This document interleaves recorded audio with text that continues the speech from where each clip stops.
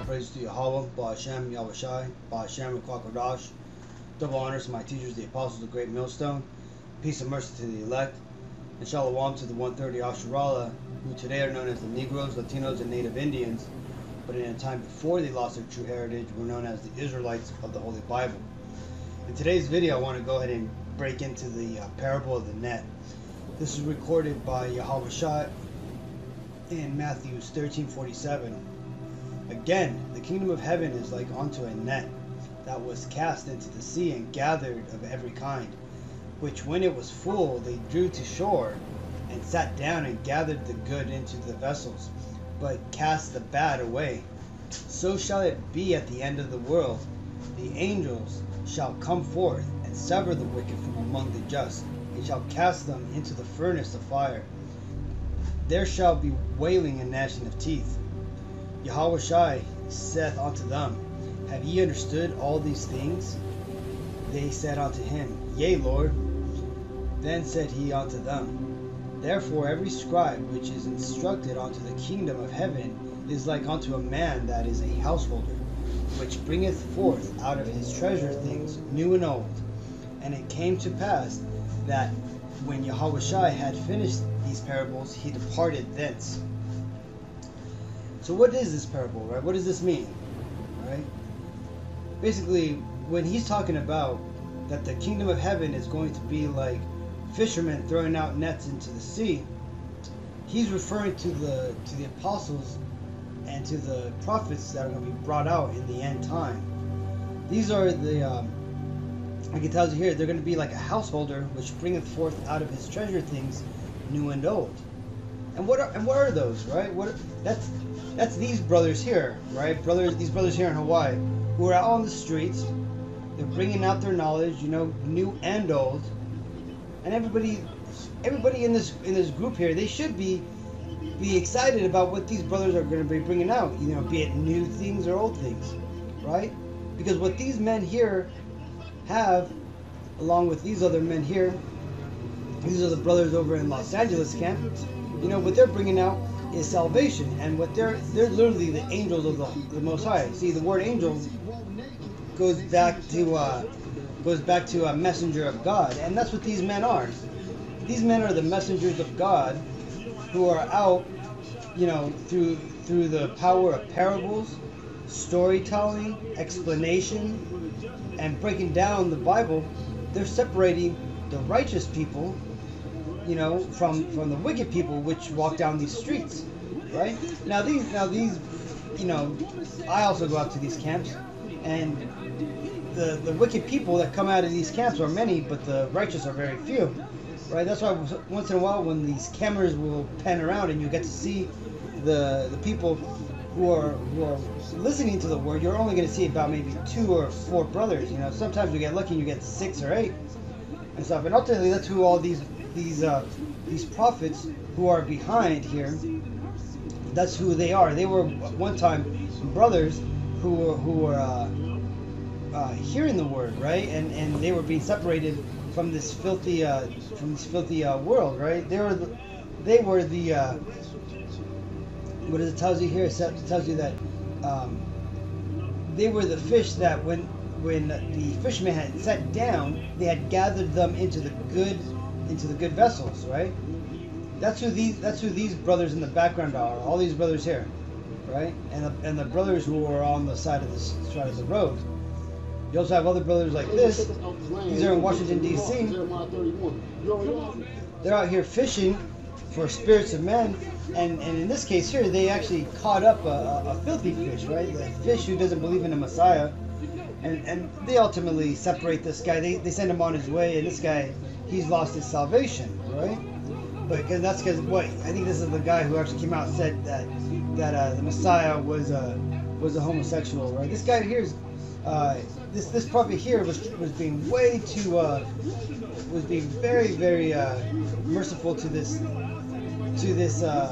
Jake here, who had no understanding. This guy here, he's a dirty fish who got put back, right? He got cast in what it says, and which was full and drew ashore, but cast the bad away. And that's exactly what happened to this guy right here. They cast the bad away, right? When he came up trying to teach his doctrine about that there was no Messiah, this guy ultimately was an Israelite who got caught up in that Old Testament only, basically following these so-called Amalekites, right?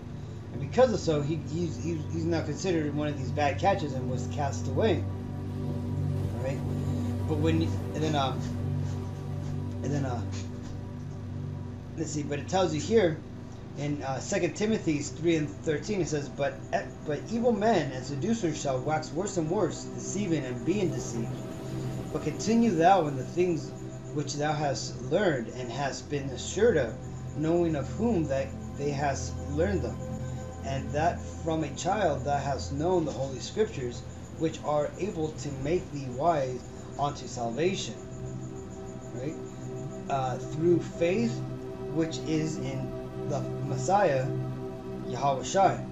All scripture is given by inspiration of God and is profitable for doctrine, for reproof, for correction, for instruction in righteousness, that the man of God may be perfect, thoroughly furnished unto all good works. And that's exactly what these prophets are out here doing. They're making sure to find the righteous man. That's why when you come, that's why if you go to these camps, one thing that struck me as not crazy, but it struck me as it was an eye opener when I started going out to these camps, is I never understood why. Well, at first I never understood, but then I started to catch on and it made sense, right? When I first went to these camps, I would see people come by, stop, try to listen, and then you could tell that their answers weren't answered, or that they just weren't getting it, right? And I always wondered why it was so easy to explain. Why didn't these brothers or these prophets explain it in certain ways? And ultimately, it's because a lot of those people who were cast away, they were cast away because they had done something or they just weren't getting the message, right? And it took me a while to understand that this truth isn't for everybody, right? This truth is only for the good fish that are to be fished from these spiritual nets, right? So, and this right here, this is told throughout the scriptures, right? And this is actually, it's told in here's another beautiful scripture that explains it in Matthew 25:31. When the Son of Man shall come in his glory, and all the holy angels with him, then shall he sit upon the throne of his glory. Talking about Yahweh Shai coming in his UFOs when he comes for his second coming. Let me continue. And before him shall be gathered all nations. And that includes all 18 nations of the world right now.